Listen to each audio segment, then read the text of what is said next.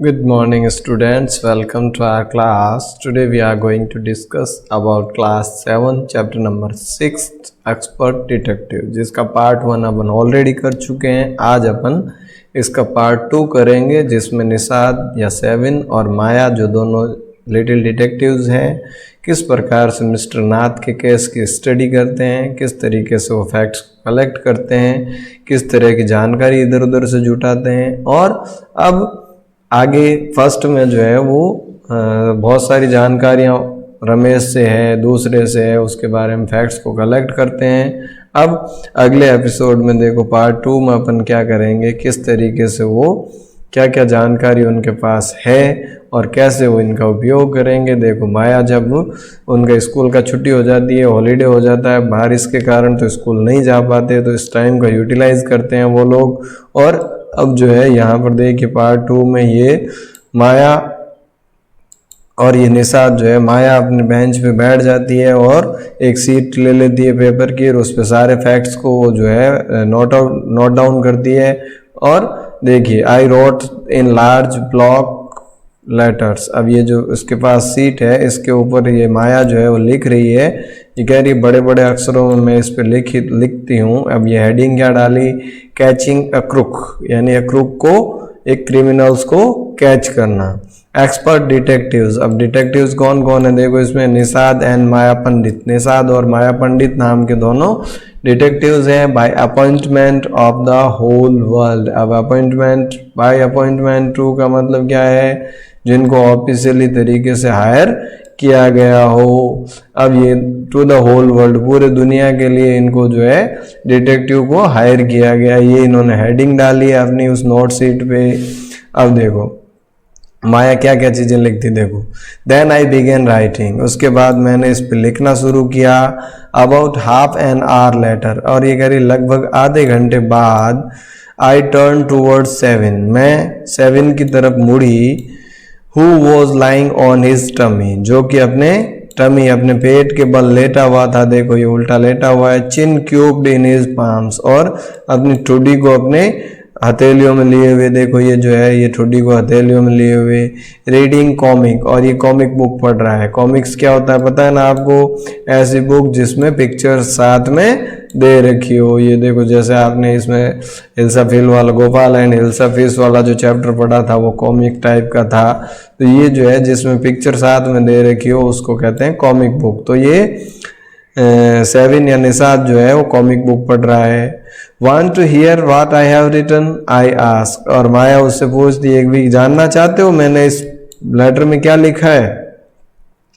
तो अब he looked up questioningly, अब वो जो है उसकी तरफ बड़ी क्वेश्चनिंगली यानी जानने की तरीके से उसकी तरफ देखता है। I have listed all the facts we know about mister Nath which might help us to trap him. I said want to hear, अब उसने कहा कि भी देखो मैंने सारी चीज़ों को लिस्ट करके फैक्ट्स को जो है लिख दिया है जो कि मिस्टर नाथ के बारे में हमारी मदद कर सकते हैं उसको ट्रैप करने में, क्या तुम सुनना पसंद करोगे। तो सेवन नोडेड, सेवन जो है हाँ इस प्रकार से गर्दन हिलाकर हाँ में उत्तर देता है। अब माया बोलती है देखो फैक्ट नंबर 1, अब नंबर 1 फैक्ट क्या है, आई रीड, माया पढ़ना शुरू करती है। His name is mister Nath, उसका नाम जो है क्या है mister Nath. We must discover the first name, हमें उसका फर्स्ट नेम डिस्कवर करना है। ये तो उसका सर नेम है मिस्टर नाथ, अब कौन सा नाथ है, विवेक नाथ है, शैलेश नाथ है, रवीश नाथ है, रविंद्र है, कौन है, उसका फर्स्ट नेम हमें फाउंड आउट करना है। Do you think that's his real name Maya, Nishad asked. अब निषाद ने पूछा कि माया क्या तुम्हें लगता है कि ये उसका वास्तविक नेम है, ओरिजिनल नेम यही है क्या। Probably not, I said most crooks have an alias. अब उसने कहा कि भी शायद नहीं, क्योंकि जितने भी क्रिमिनल्स है, मोस्ट क्रिमिनल्स उनका कोई न कोई एक सरनेम उपनेम जरूर होता है, एक उर्फ वाला नाम जरूर होता है। तो मुझे भी लगता है कि ये उसका रियल नेम नहीं होगा। I added a big question mark after Nath, और उसके बाद माया कह रही है मैंने मिस्टर नाथ के पीछे एक बड़ा सा क्वेश्चन मार्क जो है वो लगा दिया कि भाई इस चीज़ का इन्वेस्टिगेट हमें करना है। फैक्ट नंबर 2, फैक्ट नंबर 2 में देखो, I read the tenants at Shankar house says he is mad, strange and unfriendly.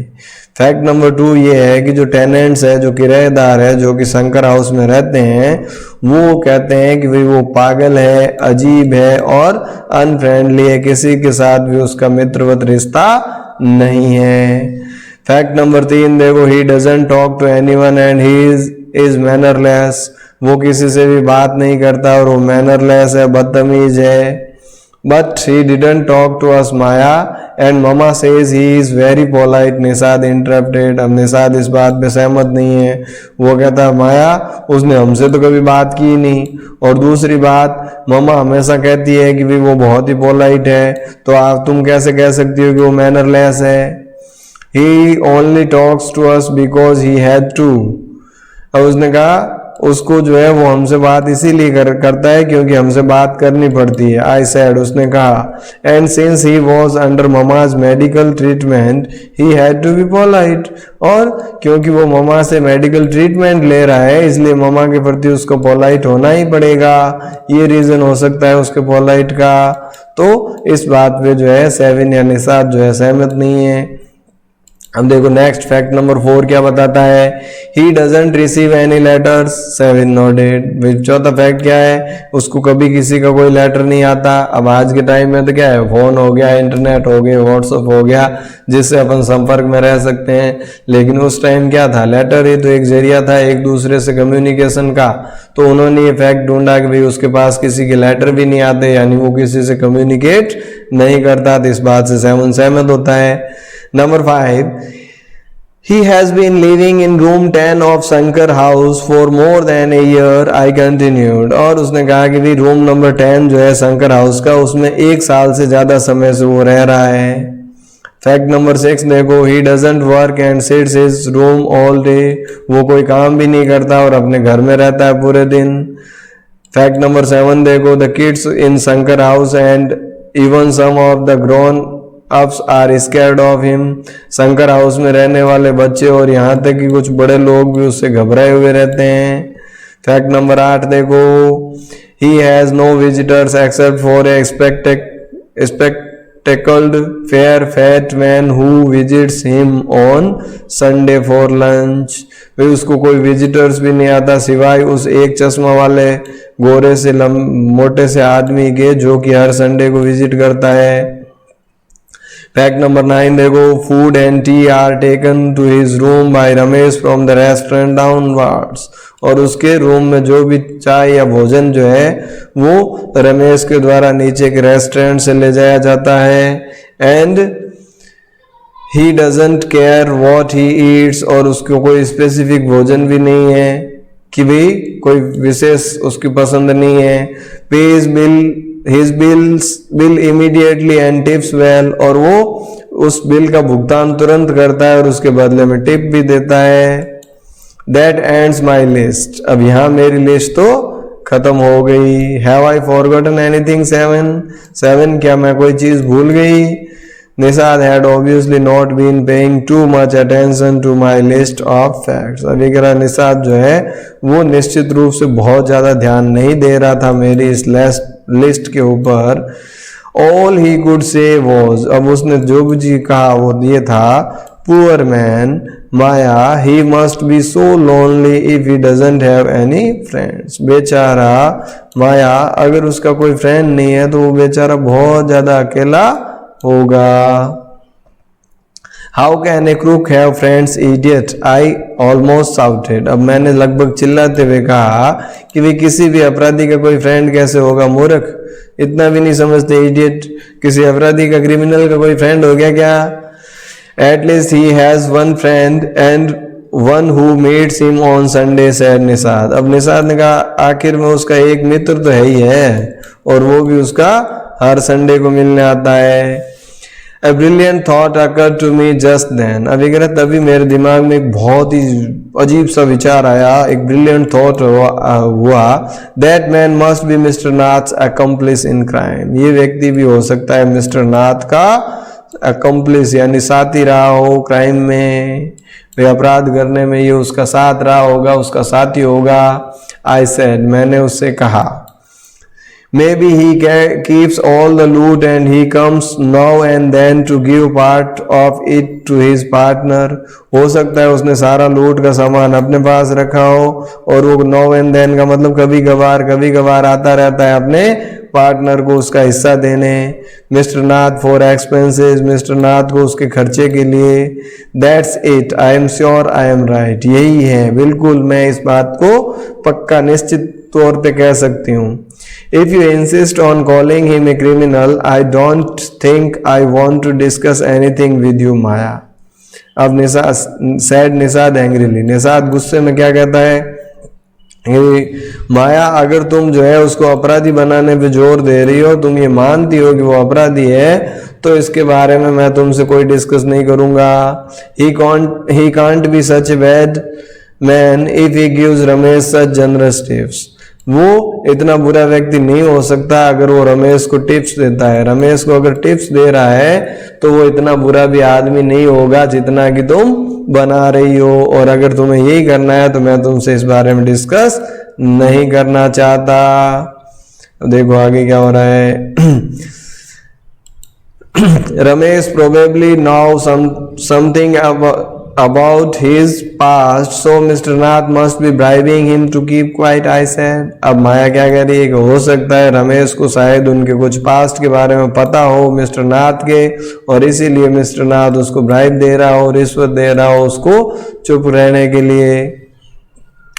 Nishad glared at me with his arms tightly crossed across his chest, और निषाद ने जो है इस तरीके से गुस्से से ऐसे करते हुए अपने